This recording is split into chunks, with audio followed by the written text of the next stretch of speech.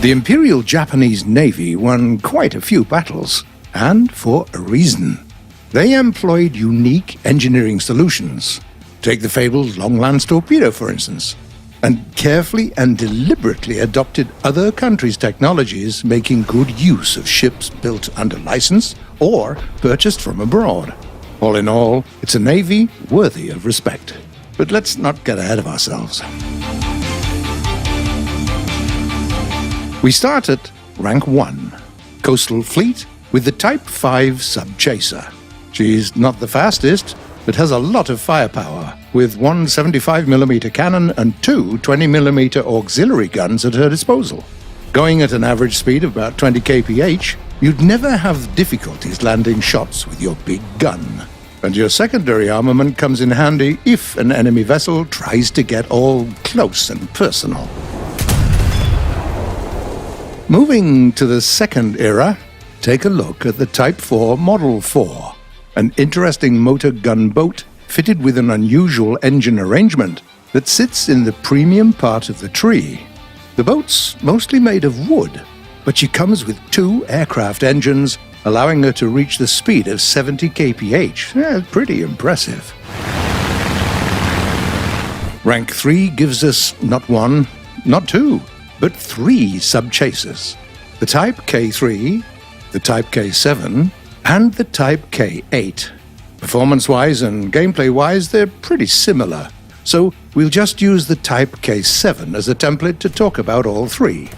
She's armed with two 40mm autocannons that serve as her primary weapons, and has three 25mm autocannons as her secondaries. At her BR, that's pretty amazing. With guns like that, you can sink a lot of enemy boats with just 2 or 3 solid hits. On the other hand, you don't have much armor either, so you have to be really careful around packs of enemies. We arrive at Rank 4, and immediately go to the Type 11 motor torpedo boat. She's fitted with two 40mm Bofors L60 guns that are well familiar to anyone using American or British ships. This gun allows for precise shooting, has a lot of range and pretty good fire rate. And you get 4 torpedoes on top of that. The Type 11 isn't known for exceptional mobility or survivability, but she can be very dangerous if you keep your distance and make the most of her armament.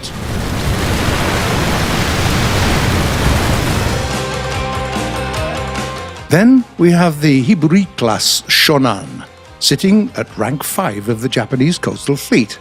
This frigate has 6 hull sections and a crew of 150, making it a pretty hard nut to crack, to say the least. The Shonan is equipped with two 120mm cannons for its primary weapon, and a whole battery of 25mm guns capable of overwhelming smaller targets with a never-ending hail of fire. Not even destroyers are safe from a barrage like that. The only downside is that you have to be relatively close to the target to make full use of your guns. Now let's switch to the Blue Water Fleet. At Rank 1, we have the Motsuki-class destroyer that won our recent triathlon for reserve destroyers. She's armed with 4 120mm main caliber cannons, a couple of AA guns, and a dozen torpedoes. All in all, Motsuki is a well-balanced destroyer that is both fast and well-armed. The Yugomo-class destroyer is the only ship that sits at Rank 2 of the Japanese Blue Water Fleet. The main battery of this ship consists of 6 quick-firing 127mm guns in 3 twin-gun turrets. She's also equipped with 25mm AA guns. But the main selling point of this destroyer, as with other big ships belonging to the Japanese Navy, is the fact that she carries the coveted Long Lance, the Type 93 torpedoes. With its heavy warhead, long range and high speed, the Long Lance was the most advanced naval torpedo in the world at the time. Needless to say, it performs really well against ships of any rank. By the way, if you go one era higher and look at the premium part of the tree, there is another ship of the Yugomo class, the destroyer Kyoshimo.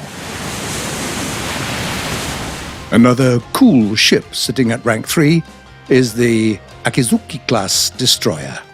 She uses quick-firing 100mm guns in 4 twin mounts as its main battery, and is fitted with more than 30 25mm AA cannons to help it deal with aircraft, and long lance torpedoes to deal with everything else. At the same time, due to her high BR, Akizuki often has to fight light cruisers, so be careful. All in all, this destroyer is a great support ship. She can pull her weight in a fight, help with repairs, fend off enemy aircraft, you name it. Rank 4. Here, we get the Furutaka-class heavy cruiser. 6 203mm cannons as its primary weapons, 4 130mm cannons as its secondary battery, an array of AA guns of different calibers, and up to 16 torpedoes. Due to the way she was designed, Furutaka can take quite a lot of punishment. Even the cruiser's magazines are pretty hard to detonate, so you can be pretty bold when you are engaging your targets. It also helps that Furutaka is quite mobile. She can travel at the speed of up to 61 kph.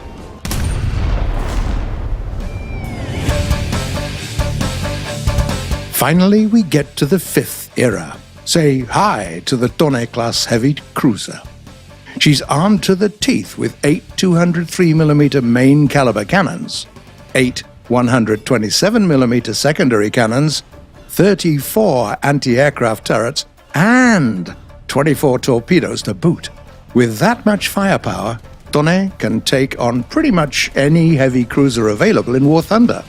In fact, fighting heavier ships might give Tone even more of an advantage.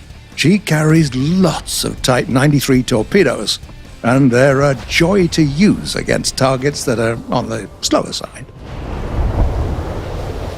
At the very top of the Japanese naval tech tree, we find the battleship Setsu. Her primary armament consists of 12 305mm cannons split between 6 twin turrets. And she's a lot of secondary and AA guns of different calibers. Furthermore, Setsu is well armored, and her main caliber guns are positioned in an arrangement that makes it easy to fire on the move, making this battleship a harder target to hit. That's not all. Update Hot Tracks and introduced yet another battleship to the Japanese roster, and let's say it's pretty hard to miss. Hyuga is a super dreadnought armed with record-breaking 365mm cannons, giving you enough firepower to sink enemy ships with a single devastating hit. You don't really want to be hit back, though, as this battleship has a somewhat peculiar armament arrangement. By battleship standards, that is. And here we are. By the way, would you enjoy watching a video about the development of some of these beauties? Have we mentioned any of your favorites? Perhaps you have stories to share. We'd love to know, so please tell us in the comments.